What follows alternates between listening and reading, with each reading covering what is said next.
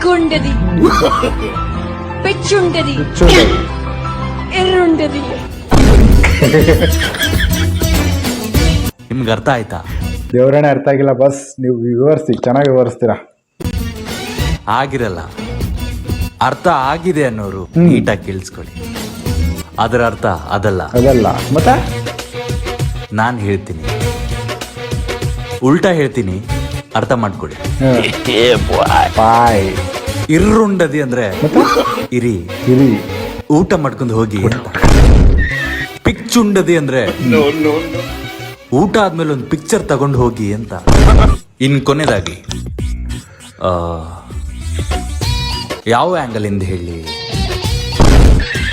Boss ಇದು correct. ತಿಕ್ಕುಂಡದಿ ಅಂದ್ರೆ ಕಪ್ಪಾಗಿರೋದು ಬೆಳ್ಳಗಾಗೋವರೆಗೂ ಊಟ ಮಾಡಿದ್ಮೇಲೆ ತಿಂದಿರೋ ಪಾತ್ರೆ ತಿಕ್ ಹೋಗಿ ಅಂತ.